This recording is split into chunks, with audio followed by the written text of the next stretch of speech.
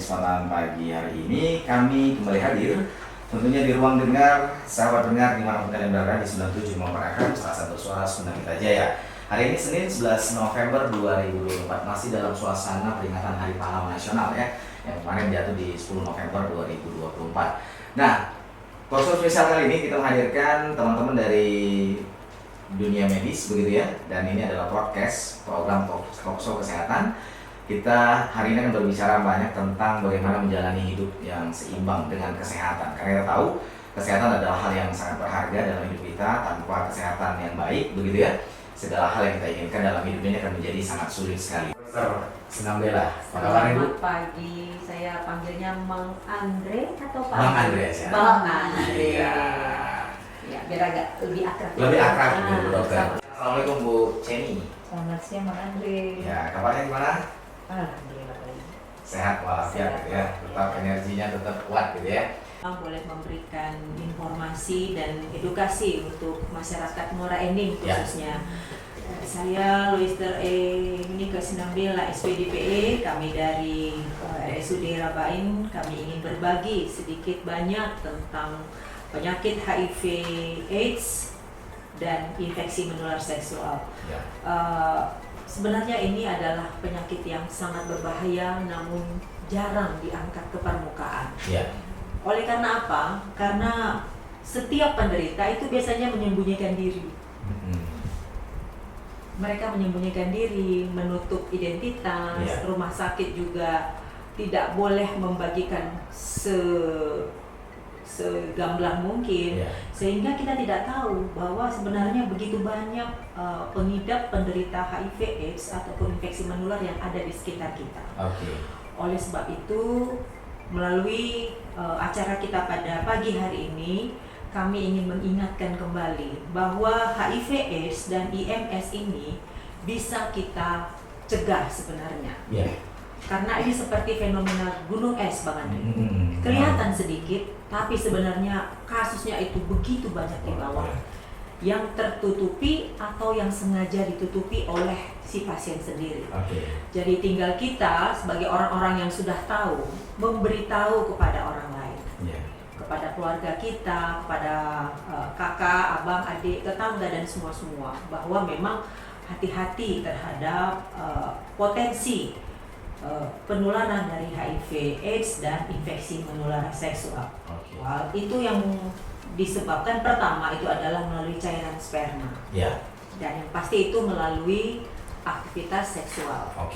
Apakah itu yang dilakukan secara hal yang biasa kita ketahui ataupun mungkin ada variasi-variasi yang lain seperti yang Bang Andri tadi bicarakan, oral seks dan sebagainya. Itu juga bisa. Kemudian yang kedua cairan vagina. Jadi terjadi penularan bisa dari wanita atau pria, dari pria ke wanita. Kemudian yang ketiga adalah melalui darah, sehingga sangat beresiko pada kelompok pemakai narkoba jenis suntikan. Karena mereka biasanya abai terhadap sterilitas dari alat suntik. Mereka pakainya itu ganti-ganti. Satu alat suntik, speed itu mereka isi, mereka suntik berganti-ganti. Sehingga jikalau satu ada di antara mereka pengidap HIV/AIDS dan penyakit yang lain, maka itu akan cepat menular ke komunitas tersebut. Kemudian yang ketiga adalah dari air susu ibu, sehingga jikalau di rumah sakit kita sudah tahu bahwa ada ibu penderita HIV/AIDS, maka ketika dia sudah pulang ke rumah sehabis melahirkan akan diberikan edukasi untuk tidak menyusui anaknya, karena itu bisa jadi sumber penularan vertikal dari ibu kepada anak. Ya, itu bagian dari penularannya. Untuk mencegahnya sendiri itu, Bu Dokter? Ya, tentu saja kita harus mengantisipasi yang keempat tadi, Pak Putri. Ya, yang pertama seks yang tidak aman. Nah, berbicara mengenai seks, ini ada Kementerian Kesehatan sendiri ada istilah ABCDE. Ya, supaya kita mudah untuk menghafalnya. Yang pertama abstinen. A itu abstinen, tidak berhubungan seksual sebelum menikah. Jadi jangan coba-coba, Bang Andre. Nanti ada yang berprinsip begini, supaya nanti ketika menikah itu sudah paham. Nggak boleh. Nanti belajar di situ lah nanti, Setelah sah Baru belajar. Oh, Jangan jadi belajar dulu baru sah gitu. Jadi itu bisa bahaya juga ya? Bisa bahaya juga itu.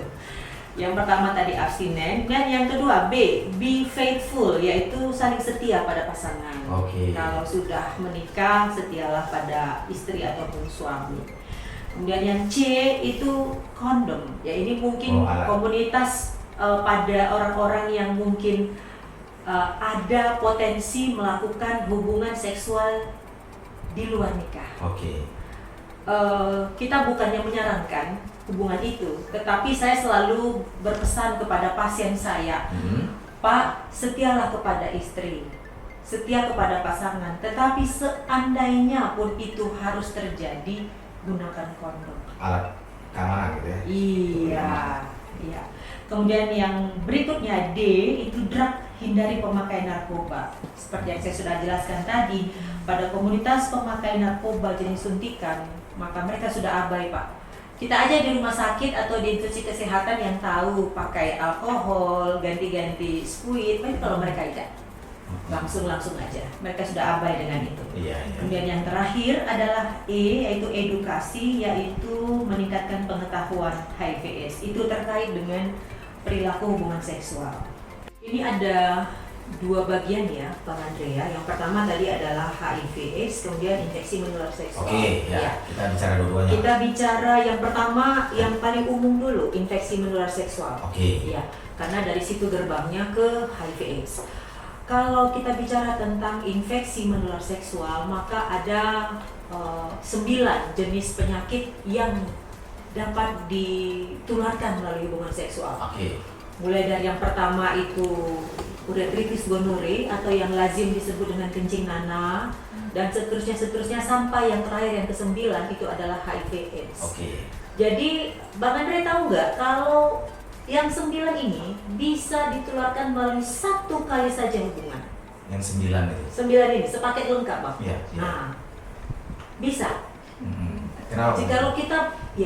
Jika ada misalnya orang yang berhubungan dengan orang lain, misalnya contohnya yang paling banyak menularkan adalah PSK, yang kebetulan memang mungkin banyak tamu yang banyak menerima ragam penyakit, maka 9 itu bisa komplit ada dalam tubuhnya, sehingga satu orang bisa dapat langsung 9 jenis penyakit dalam satu kali hubungan saja. Jadi sangat berisiko sebenarnya untuk berhubungan seksual di luar nikah dengan orang yang berisiko. Terima kasih juga kesempatannya di Radio Kominfo. Kami bersyukur sekali, kami dari Humas Rumah Sakit Umum Daerah Dr. Haji Muhammad Rawain, di mana kita di rumah sakit sih sebenarnya sudah ada podcastnya. Kita ada podcast, tetapi alangkah baiknya dengan narasumber yang luar biasa banyak, kita bisa berbagi dan masyarakat Kabupaten Muara ini bisa mendapatkan dampaknya. Bermitra lah ya. Sehingga kita bisa saling memberi masukan, kita bisa berkolaborasi dan itu Bang Andri. Terus boleh dong diceritakan diet ini sendiri sebenarnya tujuannya untuk apa, kemudian manfaat yang dihasilkan output dan outcome-nya itu seperti apa gitu. Kegiatan ini sesungguhnya kita sudah ada di tahun 2021 ya. Hanya kemarin kita sempat jeda karena 1 tahun. Iya, karena betul-betul kita belum bisa memberikan arahan yang sesimpel mungkin ke para dokter sebagai narasumber karena kesibukan mereka. Tetapi kita ke depan kita sudah mulai memilah-milah, dokter-dokternya sudah banyak dan sudah mulai bisa diajak berbagi keluar. Otomatis outcome-nya nanti adalah baik secara narasumber dokternya, rumah sakit maupun ke masyarakat melalui Radio Kominfo. Sebelum sampai kepada tindakan itu, Bang, saya mau sedikit membagikan tentang mitos seputar HIV. Ini ada beberapa mitos. Yang pertama, suntikan antibodi rutin, antibiotik rutin mencegah infeksi menular seksual. Jadi sering saya menerima pasien dari kalangan orang pelaku-pelaku seksual yang di luar nikah. Mereka ini rutin pakai antibiotik. rutin disuntik, rutin minum obat, dianggapnya itu dapat membunuh kuman. Padahal sebenarnya itu sangat tidak baik, oleh karena dapat menimbulkan resistensi atau kekebalan. Iya. Jadi antibiotika, sekali lagi antibiotika tidak boleh diberikan sebagai pencegahan. Antibiotik hanya diberikan untuk mengobati. Pencegahan tidak bisa, kecuali kita di ruangan operasi. Karena kita sudah tahu bahwa akan membuka, ada luka, kita takut ada infeksi, maka kita berikan antibiotik. Kemudian yang kedua, semua gejala IMS terlihat secara kasat mata. Tidak, seperti yang tadi sudah kita bahas bahwa penderita HIV mungkin sudah ada di tubuhnya tapi belum ada gejala. Sehingga kita harus hati-hati. Dan yang terakhir, IMS dicegah dapat dengan mencuci alat kelamin. Jadi mau disingkat 3 kali sehari itu nggak ada hubungan itu Bang Andre. Nggak bisa dicegah dengan dicuci-cuci, nggak bisa. Nggak bisa. Jadi iya, itu mitos. Jadi kalau katanya sering cuci-cuci itu tidak bisa mencegah, ya. Sehingga untuk menjaga diri kita, menjaga keluarga kita, anak-anak, saudara-saudara kita dari penyakit-penyakit ini seperti yang saya katakan tadi, Pak. Iya. A, B, C, D, E. Ya. Abstinen, tidak berhubungan sebelum menikah. Kemudian be faithful, setia kepada pasangan. C, kondom, gunakan kondom. Keempat, drug, hindari pemakaian narkotika. Dan E, edukasi, diberikan pengetahuan mengenai penyakit menular seksual seperti yang kita lakukan pada hari ini, Pak. Baik, luar biasa nih, menarik sekali ya. Sebenarnya kalau untuk Bang Andre, pertama-tama mengucapkan terima kasih kepada Ibu Dokter yang sudah menyempatkan waktunya pada kegiatan hari ini hadir di Radio Suara Muara Enim Dinas Kominfo. Terima kasih juga buat Bu Sheni yang telah mengatur jadwal kegiatan kita sehingga kegiatan kita berjalan dengan lancar.